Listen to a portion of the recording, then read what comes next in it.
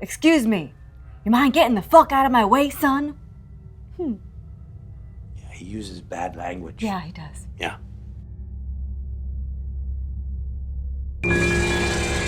Hello, I'm your host, Robert. And I'm Lara, and I'm super excited to be here today. Today we're going to talk about the Texas Chainsaw Massacre remake from 2003. Starring Jessica Biel. Jessica Biel, who is in a ton of stuff, including, The Sinner, and she was in Seventh Heaven when she was very young. Not very young, but younger. And there's another name, R. Lee Ermey. Oh, yeah. Who plays the sheriff. He's So basically, creepy. You guys probably remember him as the drill sergeant from Full Metal Jacket. He basically plays the same character in every movie that he's in, but he's really, really good at it. Agreed. So good at it. I do want to say that it's not only is it the same plot as the original, it's set in 1973, which is when the original movie was set and made. So it's a true remake. Yep. It's not like a reboot in modern days like they do with a lot of movies. 40 or so years afterwards, they reboot them and kind of set them. Modernize them. And yeah. This one, no, still a period piece from 1973. And the guy that played the Leatherface was the one with the chainsaw. I don't know, not as good. I agree. Not as scary. I But not as scary. I guess he had his own take on the character. Well, yeah. I think the actor actually lobbied. He said, I want to be Leatherface. I want to be and they gave him the part. And I don't know. I'm not one of these guys that says the original is always better.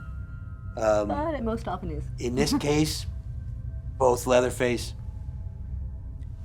and the movie was better the first time around. But whatever.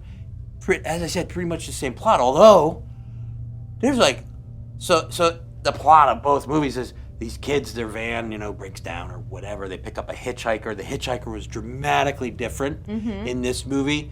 It was basically, I think, a victim of the Chainsaw family was escaping. And this happens in the first 2 minutes. It's not a spoiler. And the kids pick her up in the van. And the way that scene ended, I don't know.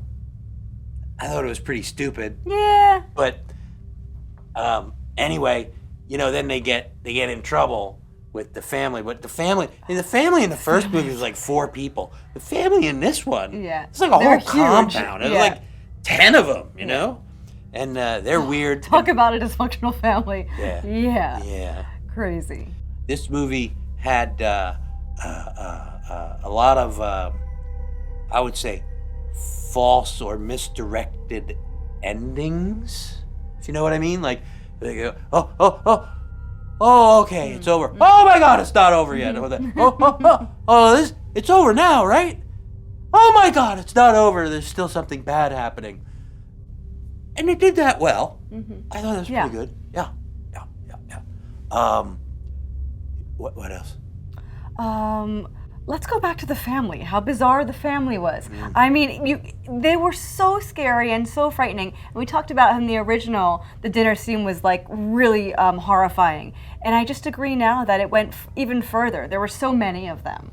And it was just like they were in every aspect of this society in this town, and it was just bizarre. I don't want to call the original campy, but the family were very character-y. In this one, the expanded family is very realistic and super, super creepy, but mostly realistic. Like, you've shopped with these people at Walmart. Totally. I know that I've been next to that guy in the wheelchair in Walmart when I go upstate New York or anywhere in Texas for that matter. He's definitely at the Dollar General. Oh my God. Yeah. So a fun fact about this film is that they used the same cinematographer in 2003 that they used in 1974. Yeah, they called him up. I mean, why wouldn't he want to go back? The first was a big success. Very much Totally. so. And he's probably, at that point, he's like got 35 years more experience under his belt. Totally. And it's exactly the same in the sense that there's a narrator at the beginning which says, "Oh, it's really a true story, and what you're going to see is a dramatization of a true story." The narrator, they hired John Larroquette back. He did it in the first movie as like an unknown actor, and now as a rather very well-known actor. He's in 2003. He was enthusiastic. He's like, "I want to do the narration again." Probably because he knew this time there was a $9.5 million budget. Sure. And he would get paid. In actual money. Yes. Yeah. And the movie wound up making back, and after its initial run, it made like 10 times that. Like it made over like $90 million, $100 million. So 10 times the cost. Pretty good. Yeah. Pretty successful. I mean, I wish I had that kind of success in all my business ventures. Oh, Robert, have faith. So she's running away from Leatherface and a couple other bad guys, and she goes finds her way into the slaughterhouse, of course, right?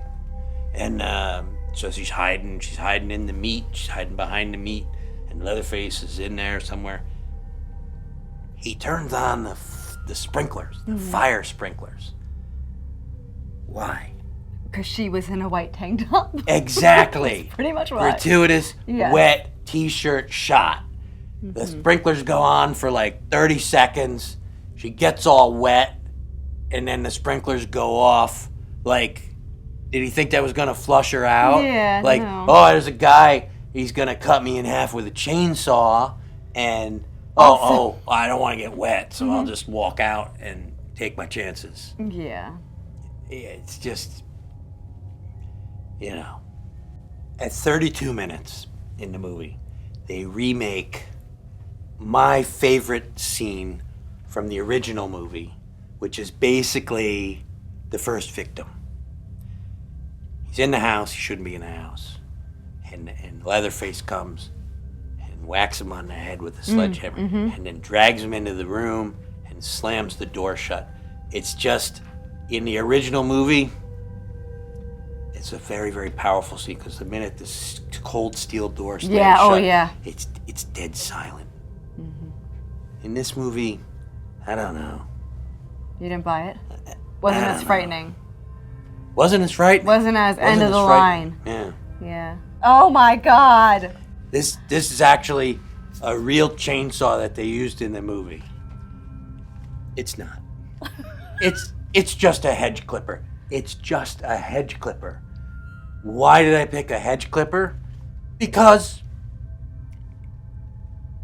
it's not as scary as a chainsaw, but it's still a little dangerous. It's kind of like this movie. Not as scary as the original, but it's okay. Okay. Time for pumpkins? Pumpkins, absolutely. Let's do this. We're going to give this remake of Texas Chainsaw Massacre from 2003 3 pumpkins. I would have gone with 2.5, but Lara really likes it. I do. I might have given it 5. So we'll compromise and say 3. 3 pumpkins. 3.